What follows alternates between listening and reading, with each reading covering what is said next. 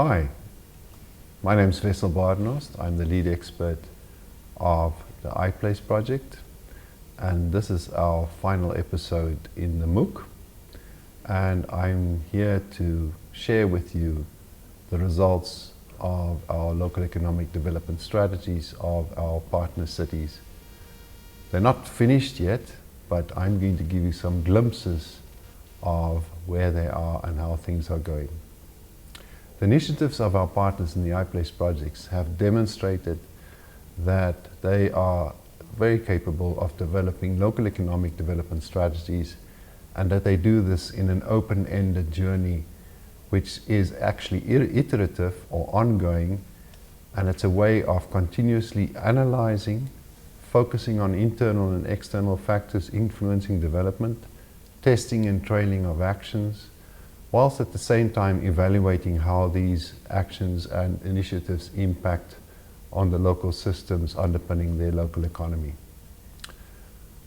It's important to know that producing a strategy document is in itself an achievement, but remains merely performative or optics if there are no changes resulting from the strategy. For our journey and our city's journey in the iPlace projects, the URBACT method was really important. So what was it in the URBACT method that we really found useful? Well, first of all, there was the ongoing focus on problem analysis from the perspective of various local stakeholders, taking into also consideration the global trends and influences, while being mindful of social and environmental impacts.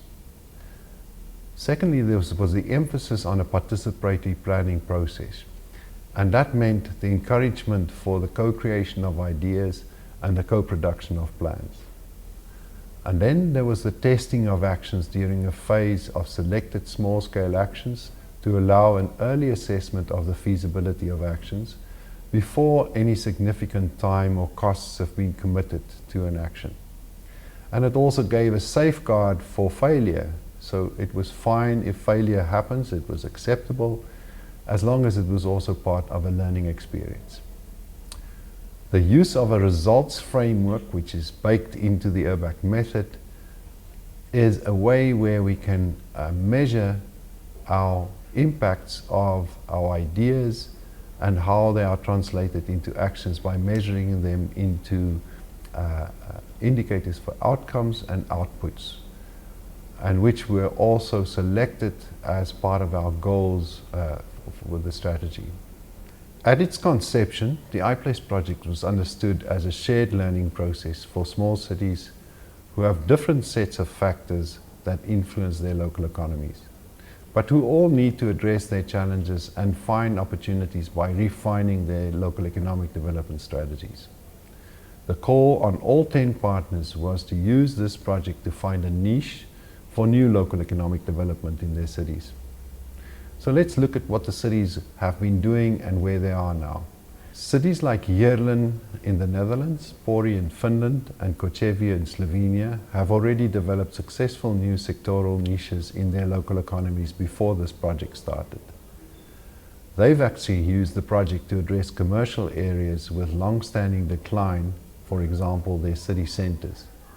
Each has a slightly different strategy to bring new life, or we can call that niches, into their city center economies. In the case of Pori, it is to convert disused space into cultural innovation labs. These would be created for a higher octane environment for experimentation and artistic expression, which they believe will inspire and attract new talent and ultimately lead to new businesses, activity and a revitalization of the city. In the case of Heerlen, there are already initiatives and structures in place like Heerlen Mijn Stad and Streetwise to promote new business in the city center.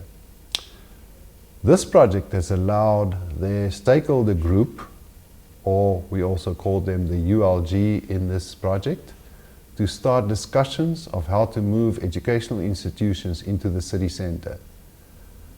It's not such a new niche, as it will signify the return of some institutions after an absence of decades. In the case of Kočevje, the city centre is perceived as unattractive by many stakeholders which not only weakens the commercial viability of businesses in the centre, but it also damages the brand of the city. Their focus is on improvements to the public realm, and the project will allow for experimentation in placemaking involving local communities and artists. Cities like Balbriggan in Ireland, Pärnu in Estonia, and Gabrovo in Bulgaria have a focus on creative enterprise and specifically to support young people in starting businesses or finding work with small businesses in creative industries. In the case of Balbriggan, the city is acknowledging the latent potential of its young, ethnically diverse population. Together with new investments like the Irish Institute of Music as foundations for a niche and ethnic creative enterprise.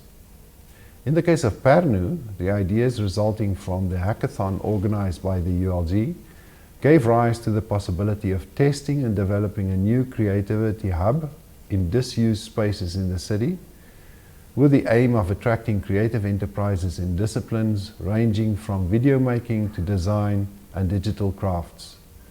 The hub was started in the summer under COVID restrictions, yet the initial response is very positive. In the case of Gabrovo, making the city attractive for young people to live and work is a key priority. The way is to give opportunities for young people to creatively express themselves, as well as to explore how to create businesses from their ideas, are the basis for the city's action plan. Cities like Amarante in Portugal and Medina del Campo in Spain have a focus on new digital technologies as a niche that could support the local economy, both in attracting new business and supporting the transition of existing businesses. In the case of Amarante, the results from their small-scale actions have given them the confidence to pursue a niche in building a strong technology cluster in the city through the newly established Amarante Tech Hub. Medina del Campo is looking at strengthening their support for the small businesses with a digitalization strategy. This will cover a range of actions from training courses to the aggregation of economic data to be displayed on a dashboard, which will be a tool for job seekers as well as entrepreneurs. Cities like Saldus in Latvia and Grosseto in Italy are located in agricultural regions and have a focus on greening their local economy. For example, in the areas of food processing and food offerings. Sometimes we call that slow food. Both also want to enhance their reputation for places with a quality of life as a niche to attract visitors as well as new inhabitants. In the case of Saldus, their hackathon brought their city's diaspora together and the ambitions for the city became clear. Saldus people want to be living in a green city.